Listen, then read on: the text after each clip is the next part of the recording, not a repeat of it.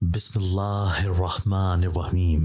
ثانی، میں چیخ اٹھی کیونکہ میری بیٹی بستر پر نہیں تھی۔ مجھے میری بیٹی نظر نہ آئی تو میرے ہوش و حواس اڑ گئے کیونکہ میری بیٹی بستر پر نہیں تھی۔ یہ رات کے 12 بجے کا وقت تھا اور میری بیٹی کمرے سے غائب تھی۔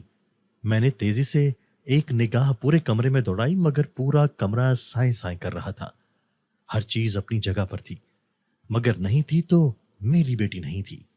میں تیزی سے بستر سے اٹھی اور جوتا پہن کر باتھ روم اور گھر کے باقی کمروں کو چیک کرنے لگی۔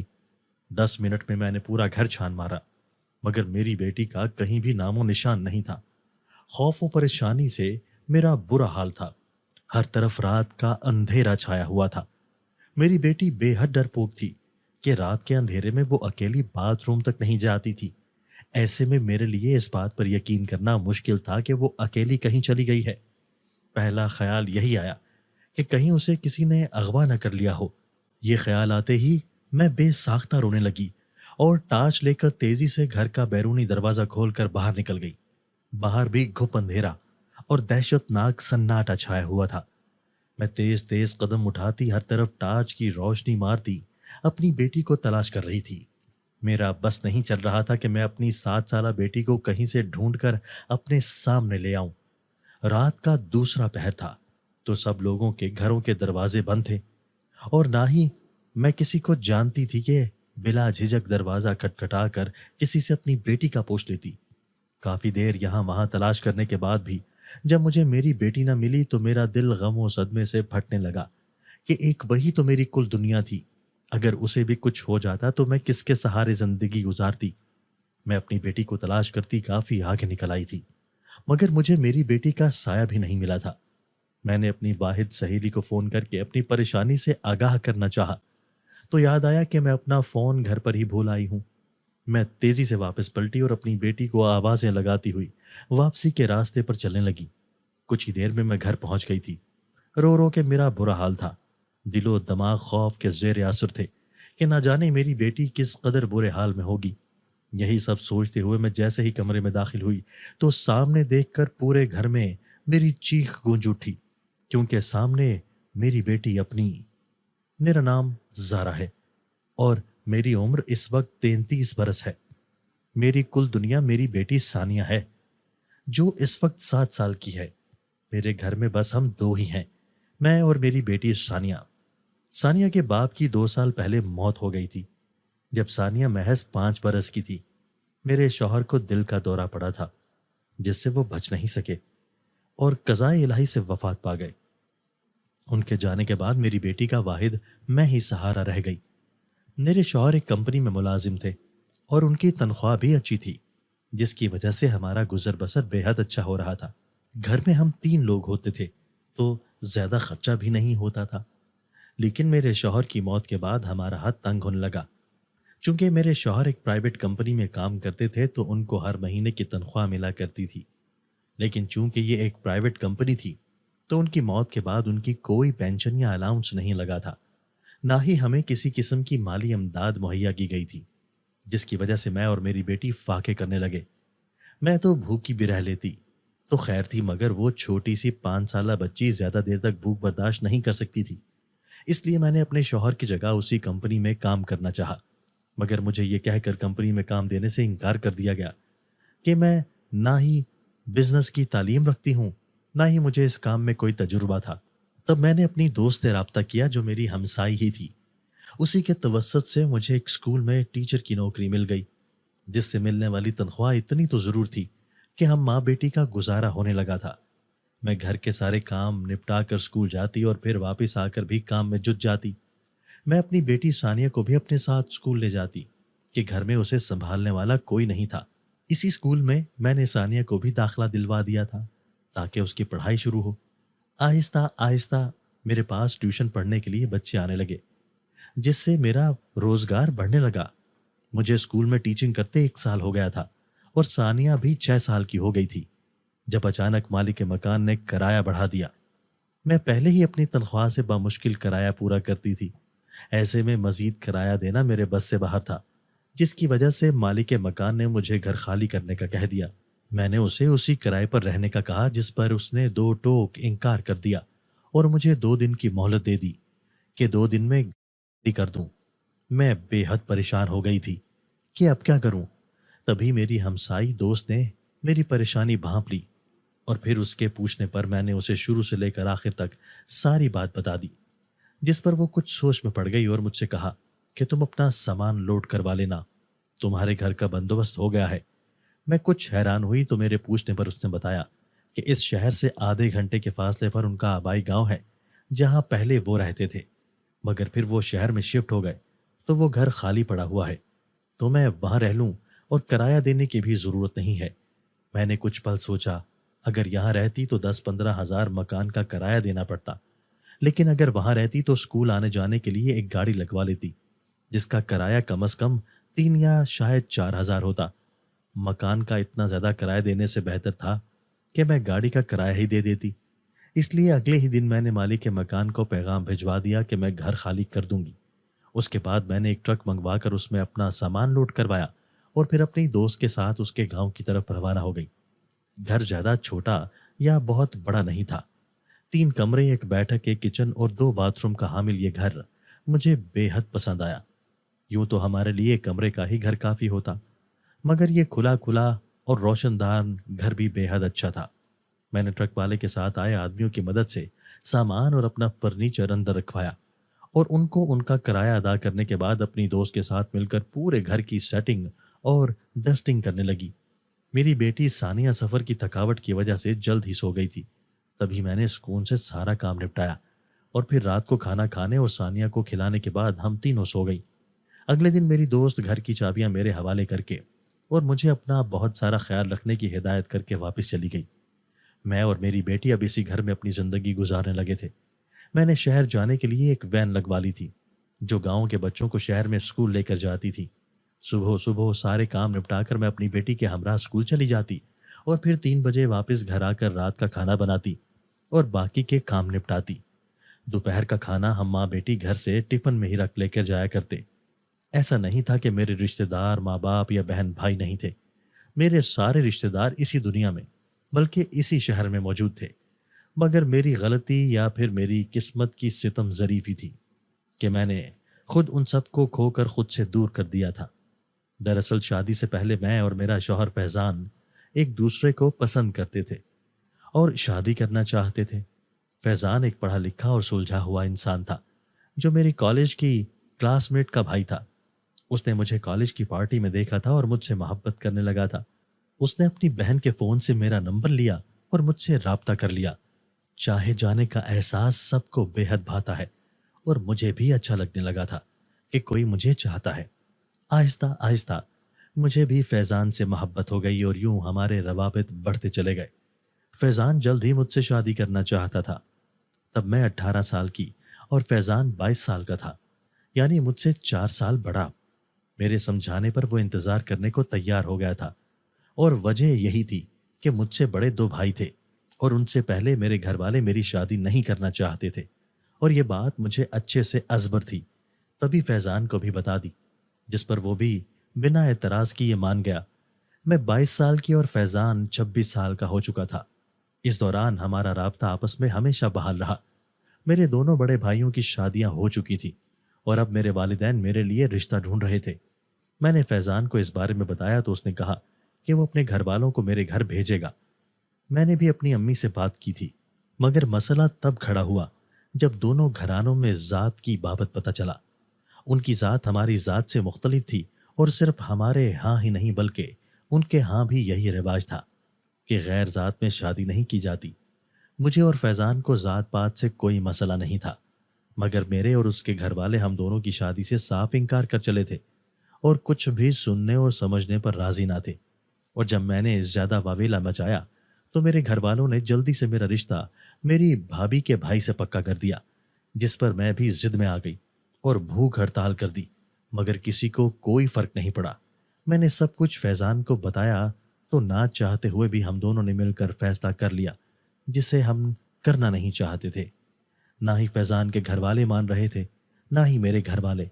تبھی ہم نے چھپ کر کورٹ میرج کر لی اور نکاح کے بعد گھر واپس آ کر پہلے فیضان کے گھر گئے اور پھر ہمارے گھر آئے، مگر دونوں گھرانوں نے ہم پر اپنا غصہ نکالا برا بھلا کہا، لیکن ہمیں قبول کرنے سے انکار کر دیا، جس پر دل برداشتہ ہو کر ہم نے کرائے کے گھر لے لیا اور وہیں پر اپنی چھوٹی سی دنیا بسا لی۔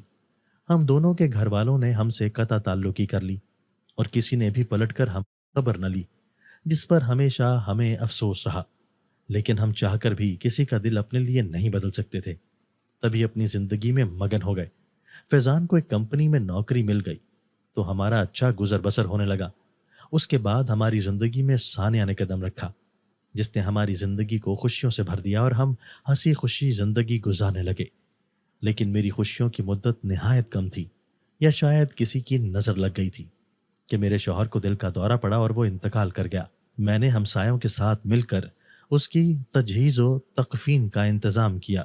میں نے اپنے سسرال والوں یعنی فیضان کے گھر والوں کو فون کر کے اطلاع دینے کی کوشش کی تھی، مگر کسی نے بھی فون نہیں اٹھایا تھا، اور پھر فیضان کے بعد میں نے کبھی اپنے سسرال والوں کو فون نہیں کیا، نہ ہی اپنے مائکے والوں کی طرف پلٹ کر گئی، بلکہ اپنی بیٹی کو بہتر زندگی دینے کے لیے کوششیں شروع کر دی۔ میرے شوہر کے جانے کے بعد زندگی ہم پر تنگ ہونے لگی تھی، لیکن میں نے ہمت کر کے سب کچھ سنبھال ہی لیا۔ ایک اکیلی عورت مرد کے بنا کچھ نہیں ہوتی، لیکن اپنی بیٹی کے لیے میں نے محنت کرنا جاری رکھی، اور یوں ہم اپنی زندگی میں مگن ہونے لگے۔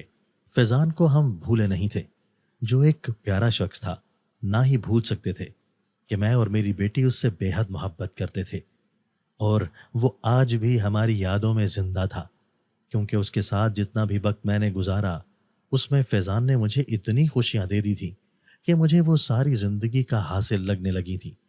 اس کی موت پر نہ میرے مائکے میں سے کوئی تھا، نہ ہی سسرال میں سے۔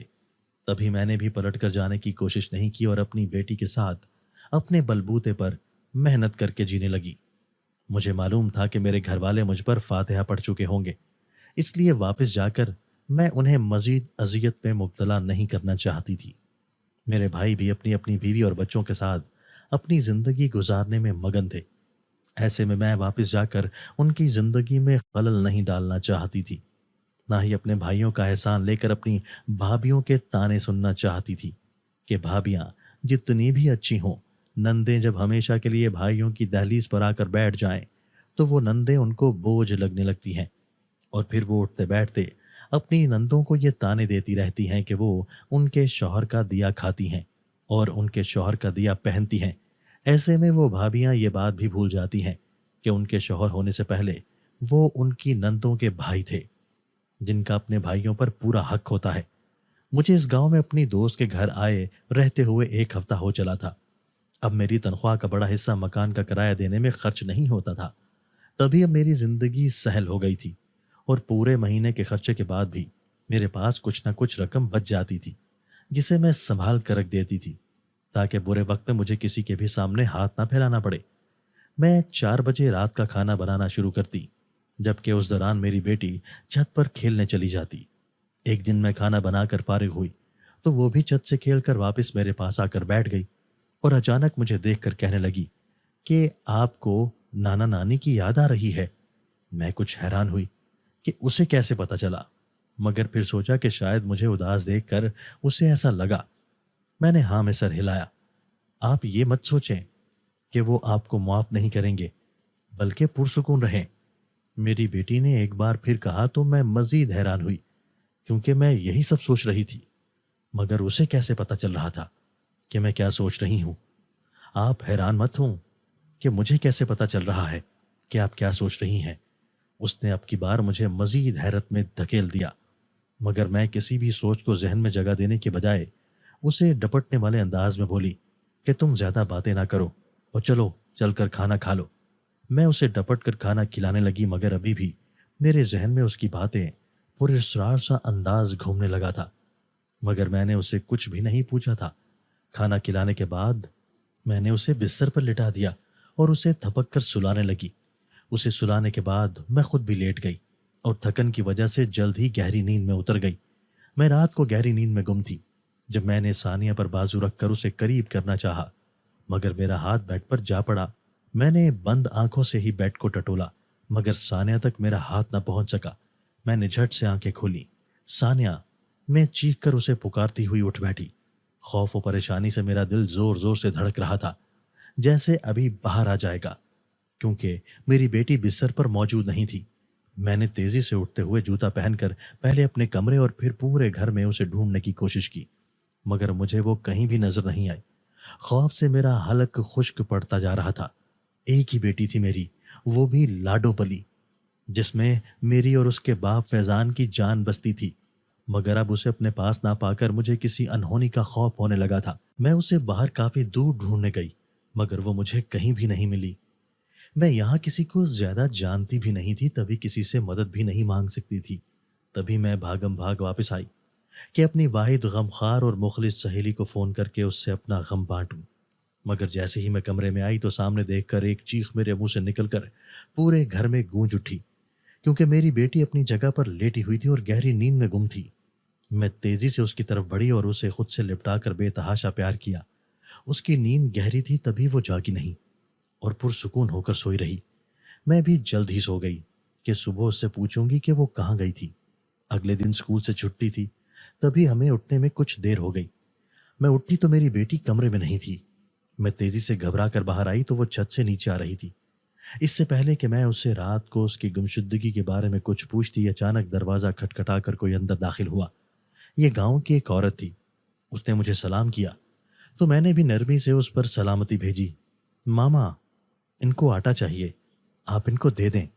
इससे पहले कि वो औरत अपनी आमद का मकसद बयान करती, मेरी बेटी सानिया ने झट से कहा। तो हमने हैरत से उसे देखा। तुम्हें कैसे पता कि मैं आटा लेने आई हूं? उस औरत ने हैरानी से पूछा तो मुझे हैरत का झटका लगा कि सानिया को आखिर कैसे पता चल जाता है कि सामने वाले के दिमाग में क्या चल रहा है। मुझे तो ये भी पता है कि आप मामा से अपनी गरीबी का रोना रोकर कहने वाली हैं कि आपके बच्चों को मुफ्त में ट्यूशन पढ़ा दिया करें, जबकि आप गरीब बिल्कुल भी नहीं हैं। सानिया ने मजीद कहा तो उस औरत के चेहरे पर हवाइयां उड़ने लगी। ये कोई चुड़ैल है? इसे कैसे पता कि मैं क्या सोच रही हूँ? पता नहीं कैसी लड़की है ये। वो बुड़बुड़ा कर बौखलाए हुए अंदाज में कहती उनके घर से चली गई थी। तुम्हें कैसे पता कि वो क्या सोच रही है?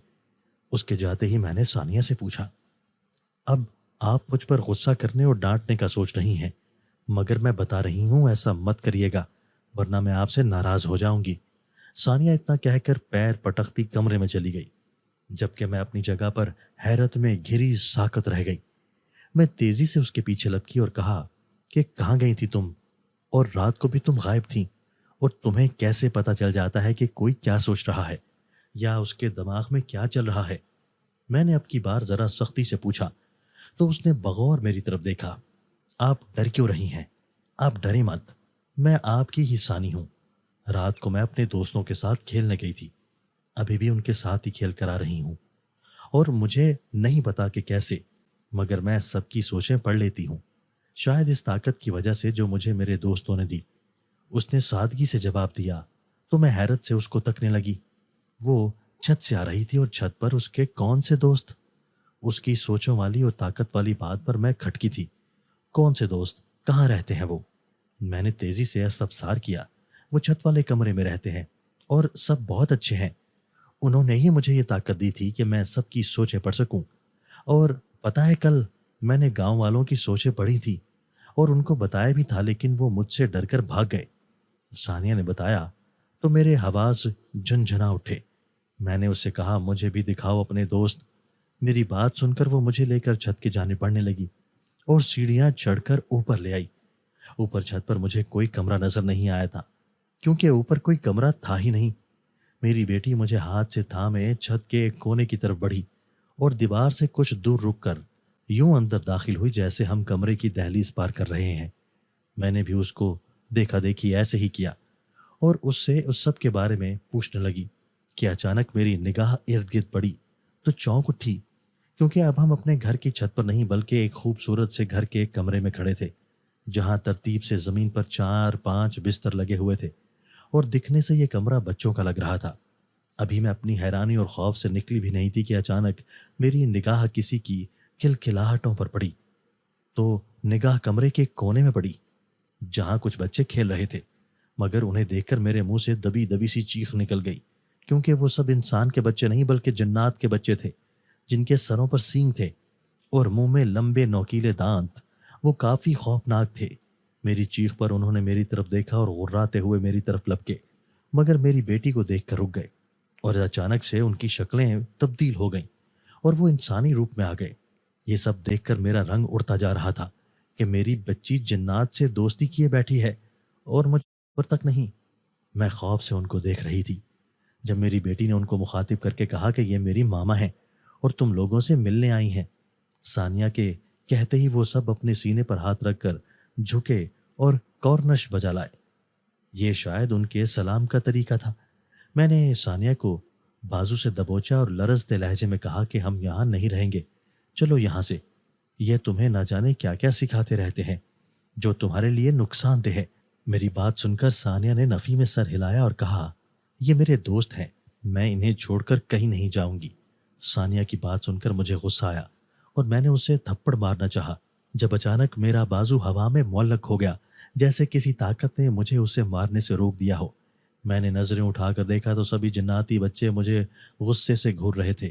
یہ ہماری دوست ہے اور ہم اسے کہیں نہیں جانے دیں گے، ان میں سے ایک نے گرج کر کہا۔ تو میں نے خوف سے اسے دیکھا۔ ہاں، اور ہم اسے اچھی چیزیں سکھاتے ہیں تاکہ یہ اپنا بچاؤ کرنا سیکھے، دوسرے جن نے کہا۔ تو میں نے ثانیہ کو دیکھا جو روحان سے انداز میں مجھے دیکھ رہی تھی۔ ہم اسے یا آپ کو کوئی نقصان نہیں پہنچائیں گے، ہم آپ سے وعدہ کرتے ہیں، مگر ہم سے ہماری دوست مت چھینیں، ایک تیسرے جناتی بچے نے عاجزانہ انداز اختیار کرتے ہوئے کہا۔ تو میں نے گہرا سانس بھر کر سر ہلا دیا کہ وہ اچھے جناتی بچے تھے جو میرے ہی گھر کی چھت پر ایک نادیدہ گھر میں رہتے تھے، لیکن میری یہ فکر دور ہو چکی تھی کہ میری بچی کو ان جناتی بچوں سے کوئی خطرہ ہو سکتا ہے۔ میں نے جب ان کی دوستی پر رضامندی دے دی تو وہ سب خوشی سے میرے گرد رقص کرنے لگے، جن میں ثانیہ بھی شامل ہو گئی۔ کچھ دیر ان کی باتیں کرنے کے بعد میں ثانیہ کو جلدی سے نیچے آنے کی ہدایت کر کے نیچے آ گئی اور نیچے آ کر ناشتہ تیار کیا۔ ناشتہ بنانے تک ثانیہ بھی جنات کے بچوں کے ساتھ کھیل کر نیچے آ چکی تھی۔ ابھی ہم ناشتہ کرنے بیٹھے ہی تھے جب اچانک ہمارے گھر کا دروازہ زور زور سے دھڑ دھڑا گیا۔ ایسے لگ رہا تھا جیسے ہمارے گھر کا دروازہ ہی توڑ دیا جائے گا۔ میں نے تیزی سے جا کر دروازہ کھولا تو یہ دیکھ کر میں حیران رہ گئی کہ میرے گھر کے دروازے پر گاؤں کے سبھی لوگ جمع ہو گئے تھے، جن میں بزرگ، خواتین اور مرد شامل تھے، اور وہ سب بہت اشتیاق اور تجسس سے میرے پیچھے گھر کے اندر جھانکنے کی کوشش کر رہے تھے۔ مجھے سمجھ نہیں آ رہا تھا کہ وہ سب لوگ کیوں میرے گھر کے باہر جمع ہو گئے ہیں۔ آپ سب لوگ یہاں؟ میں نے اپنی پریشانی اور گھبراہٹ چھپا کر استفسار کیا۔ ہم نے سنا ہے تمہاری بیٹی سب کے دماغ پڑھ لیتی ہے، اس لیے ہم سب اسے آزمانے آئے ہیں۔ ایک آدمی نے کہا تو میرا دماغ بھگ سے اڑ گیا۔ جی نہیں، ایسی کوئی بات نہیں ہے، آپ نے غلط سنا ہے، اب آپ لوگ جا سکتے ہیں۔ میں نے سختی سے اس آدمی کی بات کی تردید کرتے ہوئے دروازہ بند کرنا چاہا، جب صبح والی عورت نے کہا کہ ایسے کیسے غلط سنا ہے، اس نے تو خود میری آنکھوں کے سامنے میرا ذہن پڑھ کر سب کچھ سچ سچ بتایا تھا، اب اسے چھپا کیوں رہی ہو؟ مجھے شدید گھبراہٹ ہو رہی تھی کہ نہ جانے اب اس چکر میں کیا کچھ ہوگا۔ میں نہیں چاہتی تھی کہ میری بیٹی کسی مصیبت میں پڑے، تبھی میں گاؤں والوں کو ٹال رہی تھی۔ اس سے پہلے کہ میں دروازہ بند کرتی، وہی عورت مجھے ایک طرف دھکیل کر اندر آ گئی اور اس کے پیچھے ہی باقی سب لوگ بھی تیزی سے اندر آتے چلے گئے کہ میں اتنے لوگوں کو ایک ساتھ روک بھی نہیں پائی۔ وہ سب لوگ حال میں بیٹھی میری بیٹی ثانیہ کے گرد گھیرا بنا کر کھڑے ہو گئے تھے۔ ہر کوئی اپنی بولی بول رہا تھا کہ کسی کی بھی بولی سمجھ میں نہیں آ رہی تھی کہ وہ کیا بول رہا ہے، کیونکہ سب کی باتیں مکس ہو رہی تھیں۔ بس اس سے پہلے کہ ان کے شور سے میرا سر پھٹتا، اچانک میری بیٹی چیخ کر کہتی کہ اپنی جگہ سے اٹھ کھڑی ہوئی اور غصے سے سب کو دیکھنے لگی۔ اس کی چیخ پر سب یوں چپ ہو گئے جیسے گونگے ہوں، اور ہر طرف اتنی دبیز خاموشی چھائی کہ ایسے لگ رہا تھا جیسے کوئی سوئی بھی گرے گی تو اس کے گرنے کی بھی آواز سنائی دے گی۔ کیوں آئے ہیں آپ سب لوگ ہمارے گھر؟ ثانیہ نے سب کو دیکھ کر پوچھا، اپنے ذہن پڑھوانے اور دیکھنے کہ تم سچ بولتی ہو یا جھوٹ۔ ان میں سے ایک آدمی نے کہا تو وہ سر ہلا کر کرسی پر بیٹھ گیا۔ سب لوگ قطار میں لگ جائیں۔ ثانیہ نے کہا تو سبھی مرد ایک قطار میں کھڑے ہو گئے، جبکہ عورتیں دوسری قطار میں۔ میں گہرا سانس بھر کر پریشانی سے ایک طرف کھڑی یہ سارا منظر دیکھتی رہی۔ میری 7 سالہ بیٹی جنات کے بچوں سے سوچیں اور ذہن پڑھنے کی طاقت حاصل کر کے اس کا استعمال کر رہی تھی اور گاؤں کے لوگوں کی سوچیں پڑھ رہی تھی، اور میں یہ دعا کر رہی تھی کہ کہیں کوئی بڑا مسئلہ نہ کھڑا ہو جائے اور ہم ماں بیٹی کسی مشکل میں نہ پھنس جائیں۔ سب لوگ اب باری باری اس کے سامنے آ کر کھڑے ہوتے جا رہے تھے، اور وہ پہلے عورت اور پھر مرد، پھر سے عورت اور پھر ایک مرد کی سوچیں हू बहू पढ़कर उन सबको बताती हैरान करती जा रही थी। मगर बात सिर्फ यहीं पर नहीं रुकी थी, बल्कि अपनी अपनी सोचों का हाल सुनने वाले तो शर्मिंदा ही हो रहे थे, जबकि जिनके लिए वो ये सब सोचते वो भी यही मौजूद थे। और अब उनके दरमियान तू तू मैं शुरू हो गई थी। कई औरतों की सोचें पढ़ने के बाद उसने बताया था कि फलां से हसद का शिकार है, कोई औरत किसी पर तावीज़ जादू करवा रही है, कोई अपने बेटे की शादी फलां से करवा कर जहेज हत्याने का सोच रही है। कई औरतें जो आपस में पक्की सहेलियों के तौर पर जानी जाती थीं, उनके जहन दिल में पनपता हसद भी मेरी बेटी ने फटाफट खोल कर रख दिया। और यही नहीं, मर्द हजरात की सोचें पढ़कर सभी मर्द हजरात भी एक दूसरे से लड़ पड़े थे, क्योंकि कहीं कोई मर्द किसी की ज़मीन हत्याने के चक्कर में था, तो कोई किसी की बेटी को अपनी बहू बनाकर अगले को दबाने के और अपने सामने झुकाने की सोच रहा था। कई नौजवान लड़कों और लड़कियों की सोचें पढ़कर मेरी बेटी ने सब पर उनके दिल की बात खोल दी थी कि फलां लड़की फलां लड़के को पसंद करती है और माँ बाप से छुपकर सबसे मिलने भी जाती है। मैंने अपनी बेटी को रोकने की कोशिश की, लेकिन गाँव के लोगों ने मुझे चुप करा दिया कि अब हर कोई सबके जहनों में चलती सोचें जानकर अपने दुश्मनों को पहचानना चाहता है। कितनी ही देर ये सब चलता रहा और फिर वो सब आपस में लड़ते झगड़ते हमारे घर से बाहर निकलते चले गए। मैं अब खौफजदा हो गई थी कि कहीं मेरी बेटी और मैं इस ताकत की वजह से किसी बड़ी मुसीबत में ना फंस जाए। मैं दिल ही दिल में खुदा से खैरियत की दुआ करती अपनी बेटी को समझाने लगी थी कि आइंदा वो किसी के जहन में नहीं झांकेगी। ऐसी लड़ाइयाँ पैदा होती हैं। लेकिन मुझे कुछ कहने से पहले ही जिन्नात के बच्चों के साथ खेलने छत पर भाग गई। बाकी का सारा वक्त मैंने परेशानी में ही गुजारा था और इसी परेशानी में दोपहर का खाना भी पकाया। दोपहर के वक्त वो जिन्नात के बच्चों के साथ खेल कर वापस आई तो मैंने खाना उसके सामने रखा। मैंने और उसने दोपहर का खाना खाया और खाना खाने के बाद मैं बर्तन समेटने लगी जब उसने अचानक दायां हाथ पकड़कर मेरी हथेली को गौर से देखना शुरू कर दिया। इससे पहले कि मैं उससे अपनी हथेली देखने की वजह पूछती, उसकी अगली बात सुनकर मैं शशदर रह गई। मामा, आपकी शादी होने वाली है। सानिया की बात थी या धमाका जिसने मेरी जात को हिला कर रख दिया था? क्या बकवास कर रही हो? मैंने गुस्से से गरज कर पूछा तो वो सहम कर पीछे हटी। मैं सच बोल रही हूँ मामा, आपकी नई शादी होने वाली है। आपके हाथ की लकीरों में यही लिखा है। उसने फिर से अपनी बात दोहराई तो मेरे आवाज झुंझुला उठे। फैजान के बाद मैं दूसरी शादी का तसव्वुर भी नहीं कर सकती थी। तभी मुझे शदीद गुस्से ने आन घेरा था, मगर मैं उसकी आखिरी बात पर चौंक उठी थी। तुम्हें हाथ की लकीरें देखना आती हैं? मैंने अपनी हैरत पर काबू पाते उससे सवाल किया तो वो सर हिला गई। हाँ, ये ताकत मुझे मेरे दोस्तों ने दी है। सानिया ने कहा तो मैं बेसाख्ता कराह कर रह गई। मुझे समझ में आ गया था कि वो किन दोस्तों की बात कर रही है। यहाँ उसके दोस्त जन्नात के बच्चे थे और यकीनन वहीं से उसे ये ताकत हासिल हुई थी। लेकिन मैं नहीं चाहती थी कि उसकी इस ताकत के बारे में किसी को इल्म हो। तभी मैंने उसे कहा कि हम यहाँ से वापस शहर जा रहे हैं, उठो और जाकर अंदर लेटो। उसे हुक्म देकर मैं तेजी से अंदर पैकिंग करने चली गई। मगर मामा, यहाँ मेरे दोस्त हैं, मुझे यहाँ से कहीं नहीं जाना। उसने कमरे में आकर रोते हुए कहा। दोस्त तुम्हें तुम्हारी मामा से ज्यादा अजीज हैं। अगर दोस्त ज्यादा अच्छे हैं तो फिर तुम्हारी मामा अकेली चली जाती हैं। तुम यहाँ अपने दोस्तों के साथ रहो, तुम्हें कौन सा दोस्तों की जरूरत है? मैंने तंजिया और गुस्से भरे लहजे में कहा तो वो मजीद रोने लगी, मगर मैं अब उसके आंसुओं से नहीं पिघल सकती थी। इससे पहले कि उसको मिली ताकतों की वजह से गांव वाले हमारे दुश्मन बनते, मैं यहाँ से चली जाना चाहती थी। मैं तेजी से बैग में कपड़े रखने लगी, जबकि मेरी बेटी उदास होकर बेड पर टांगे नीचे लटकाकर सर और कंधे झुकाए बैठी थी। मैं जानती थी कि वो खामोश एहतजाज कर रही है। अपने कपड़े और ज़रूरत का सामान पैक करके मैं सानिया का सामान पैक करने लगी। मैंने यही सोचा था कि बाकी का सारा सामान बाद में लोडर भेजकर वापस शहर मंगवाऊंगी, तब तक मुझे कोई अच्छा किराए का घर भी मिल जाएगा। मामा, अभी मैंने सानिया की पैकिंग मुकम्मल भी नहीं की थी जब अचानक सानिया ने सर सराते और डरते हुए लहजे में मुझे पुकारा। मैंने उसे देखा तो वो अपने हाथों को देख रही थी। क्या हुआ? मैंने परेशानी से इस्तफसार किया। वो मुझे ले जाएगा मामा, सानिया ने रोते हुए कहा तो मैं अपनी जगह मुंजमिद रह गई।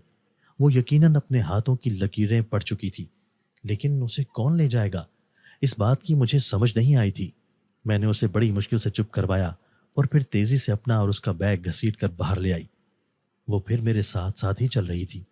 अपने पास मौजूद सारी रकम मैंने बैग में रख ली थी कि अब मुझे यहाँ वापस नहीं आना था। اپنا چہرہ چھپائے میں سب سے چھپتی چپاتی گاؤں سے باہر جانے والے راستے پر تیزی سے اپنی بیٹی کے ساتھ چلتی جا رہی تھی۔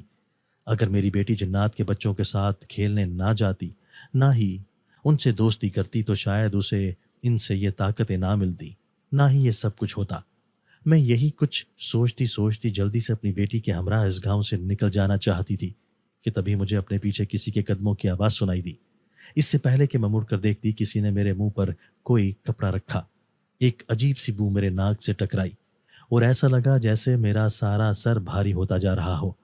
میں نے خود کو سنبھالنے کی کوشش کی مگر ناکام رہی، اور پھر ایک دم میں اپنے ہوش و حواس سے بیگانہ ہوتی زمیں بوس ہو گئی۔ میرے ارد گرد کیا ہوا اور کیا نہیں، میں کچھ نہیں جانتی تھی۔ بے ہوش ہونے سے پہلے میں نے اپنی بیٹی کے چیخنے کی آواز سنی تھی، اس کے بعد میں ہر چیز سے غافل ہو گئی تھی۔ میں صبح 11 بجے کے وقت گھر سے نکلی تھی، لیکن جب مجھے ہوش آیا تو شاید شام کے سائے ہر طرف پھیل چکے تھے۔ میں اپنا بوجھل اور بھاری ہوتا سر تھام کر اٹھ بیٹھی تو یہ دیکھ کر چونک اٹھی کہ میں اس وقت اپنے اسی گھر میں تھی جو میری دوست کا تھا اور جہاں میں رہنے آئی تھی۔ میرے سامان والا بیگ بھی ایک طرف پڑا ہوا تھا اور گاؤں کی کچھ عورتیں میرے ارد گرد جمع تھیں، مگر میری بیٹی اور اس کا سامان والا بیگ غائب تھا۔ میں نے تیزی سے خود کو سنبھالتے ہوئے اپنی بیٹی کا پوچھا تو سب نے لا علمی کا اظہار کیا۔ سب کا یہی کہنا تھا کہ انہوں نے مجھے اکیلی کو بے ہوش پڑے دیکھا تھا، وہاں میری بیٹی موجود نہیں تھی۔ مجھے بے ہوش ہونے سے پہلے کا سارا منظر یاد آیا تو یہ چیز مجھے ازبر ہوتی چلی گئی کہ میری بیٹی کو اغوا کر لیا گیا تھا۔ حیرت کی بات تھی کہ میری یہاں کسی سے بھی کوئی دشمنی نہیں تھی، لیکن پھر اچانک مجھے یاد آیا کہ آج ہی پورے گاؤں والے ان کے دشمن ہو گئے تھے، تبھی تو میں یہاں سے بھاگ رہی تھی۔ میرا رو رو کر برا حال تھا، مجھے سمجھ میں نہیں آ رہا تھا کہ کہاں جا کر اپنی بیٹی کو ڈھونڈوں۔ گاؤں کی عورتیں مجھے تسلی دلا سے دے رہی تھیں، مگر میری ممتا کی پیاس تو تبھی بجھنی تھی جب میں اپنی بیٹی کو صحیح سلامت اپنے سامنے دیکھ لیتی۔ گاؤں کے کچھ آدمی میری بری ہوتی حالت دیکھ کر میری بیٹی کو ڈھونڈنے نکلے تھے۔ میرے پاس جو عورتیں تھیں وہ ایک ایک کر کے اپنے اپنے گھروں کو رخصت ہو گئیں کہ ان کے بچے گھروں میں اکیلے تھے۔ میں نہ جانے کب تک یوں ہی بیٹھی روتی رہی، جب اچانک میرا دھیان میری بیٹی ثانیہ کے دوستوں کی طرف گیا، وہ دوست جو جنات کے بچے تھے، اور مجھے یقین تھا کہ وہ اپنی طاقت کے بلبوتے پر منٹوں میں میری بیٹی ثانیہ کو ڈھونڈ سکتے ہیں۔ میں لڑکھڑاتے قدموں اور چکراتے سر سمیت سیڑھیوں کی جانب بڑھی اور چھت پر آ کر وہیں اسی کونے میں چلی آئی جہاں سے میری بیٹی جنات کے بچوں کے پاس پہنچ جاتی تھی۔ میں وہاں ویسے ہی زمین پھلانگنے لگی جیسے میری بیٹی پھلانگتی تھی، لیکن کافی دیر تک جب میں جنات کے گھر میں داخل نہ ہو سکی تو میں روتی ہوئی بے بسی کے مارے گرنے والے انداز میں نیچے بیٹھی، لیکن نیچے بیٹھتے ہی میں پیچھے کو جا گری، حالانکہ چھت بالکل ہموار تھی۔ میں نے سنبھل کر ادھر ادھر دیکھنا چاہا کہ میں کیسے گری، تبھی بری طرح اچھل پڑی، کیونکہ میں جنات کے اسی کمرے میں تھی جہاں میں ان جناتی بچوں سے ملی تھی۔ میری نگاہ اس کمرے کے کونے میں گئی جہاں آج بھی وہ جنات کے بچے کھیل میں مگن تھے۔ میں نے روتے ہوئے ان کو اپنی طرف متوجہ کیا۔ کیا ہوا؟ آپ رو کیوں رہی ہیں؟ اور ثانیہ کہاں ہے؟ وہ صبح ہمارے ساتھ کھیلنے بھی نہیں آئی۔ ایک جناتی بچے نے مجھے روتے دیکھ کر ایک ساتھ کئی سوال کر ڈالے۔ میری بیٹی کو نہ جانے کون اغوا کر کے لے گیا ہے، اور اب مجھے یہ بھی نہیں پتا کہ وہ کہاں اور کس حال میں ہے۔ میری کسی سے کوئی دشمنی بھی نہیں ہے، لیکن یہ سب کچھ یقیناً ان طاقتوں کی وجہ سے ہوا ہے جو ثانیہ کو تم لوگوں سے ملی تھی۔ میں نے روتے ہوئے اتنا کہہ کر انہیں گاؤں کے لوگوں کا ذہن پڑنے والی ساری بات بتا دی، جس پر وہ سب چپ کے چپ رہ گئے۔ ہم ثانی کو ڈھونڈ لیں گے اور وہ صحیح سلامت بھی مل جائے گی، یہ سب ہماری وجہ سے ہوا ہے تو ہم ہی اب سب ٹھیک کریں گے، ان سب نے یک زبان ہو کر کہا، جو اس وقت اپنے اصل جناتی روپ میں تھے۔ میں بھی تم لوگوں کے ساتھ جاؤں گی، میں نے تیزی سے کہا تو انہوں نے ایک دوسرے کو دیکھا اور پھر سر ہلا گئے۔ ان میں سے ایک نے آنکھیں بند کی اور اونچی آواز میں کچھ پڑھنے لگا۔ وہ کیا پڑھ رہا تھا مجھے سمجھ میں نہیں آیا، مگر اس کے پڑھنے کے دوران مجھے ثانیہ لفظ بہ لفظ بار بار سمجھ آ رہا تھا جو وہ اپنے منتر کے درمیان میں دہرا رہا تھا۔ کچھ دیر بعد اس نے آنکھیں کھولی اور اس کی آنکھیں کھولتے ہی سبھی جناتی بچے جو تعداد میں 5 تھے ایک دوسرے کا ہاتھ تھام کر کھڑے ہوئے، اور ان کے اشارے پر میں نے بھی دائیں اور بائیں ہاتھ میں ایک ایک جن کا ہاتھ تھام لیا۔ ان جنات نے اونچی آواز میں کوئی منتر پڑھنا شروع کیا اور پھر ان کے منتر پڑھتے ہی میرا سر گھومنے لگا اور مجھے ہر طرف اندھیرا چھاتا محسوس ہوا۔ لیکن یہ کیفیت کچھ پلوں کی ہی تھی۔ اگلے ہی پل یہ اندھیرا چھٹا اور مجھے سب کچھ واضح نظر آنے لگا۔ یہ ایک راہداری کا منظر تھا جہاں وقفے وقفے پر لائٹ جلی ہوئی تھی، جن کی روشنی کی وجہ سے ہر طرف اجالا پھیلا ہوا تھا اور ساری راہداری سنسان پڑی ہوئی تھی۔ میں نہیں جانتی تھی کہ یہ کون سی جگہ تھی، مگر وہ جناتی بچے بھی میرے ساتھ ہی کھڑے تھے۔ ابھی میں اپنے ارد گرد چھائے سناٹے پر غور کر رہی تھی جب وہ مجھے اپنے پیچھے آنے کا اشارہ کر کے ایک جانب بڑھے۔ راہداری سے گزر کر ہم لوگ سیڑھیاں اترنے لگے تھے، اور یہ سیڑھیاں شاید نہیں یقیناً بیسمنٹ کی طرف جا رہی تھی۔ راستے میں ہمیں کوئی بھی شخص نظر نہیں آیا جو ہمیں روکتا یا روکنے کی کوشش کرتا۔ سیڑھیاں اتر کر ہم لوگ بیسمنٹ میں پہنچے تو وہاں پر گھپ اندھیرا چھایا ہوا تھا، جس کی وجہ سے ہاتھ کو ہاتھ بھی سجھائی نہیں دے رہا تھا۔ اچانک ایک جن نے چٹکی بجائی تو پوری بیسمنٹ روشنی میں نہا گئی۔ میں نے گھوم کر ہر طرف کا جائزہ لیا، مگر ایک طرف نگاہ پڑتے ہی میری آنکھیں پھٹی کی پھٹی رہ گئیں، کیونکہ سامنے ہی ایک بڑا سا پنجرا پڑا ہوا تھا اور اس پنجرے میں میری 7 سال کی بیٹی قید تھی۔ میں روتی ہوئی تیزی سے اس کی طرف لپکی، مگر پنجرے کو تالا لگا ہوا تھا۔ میں سلاخوں کے درمیان موجود جگہ سے ہاتھ اندر کر کے اپنی بیٹی کے ہاتھ پاؤں چھو کر اس کے صحیح سلامت ہونے کی یقین دہانی کرنے لگی۔ اسے باہر نکالو، میں نے بے چینی سے کہا تھا۔ اپنی بیٹی کو بے ہوش دیکھ کر مجھے تکلیف ہو رہی تھی۔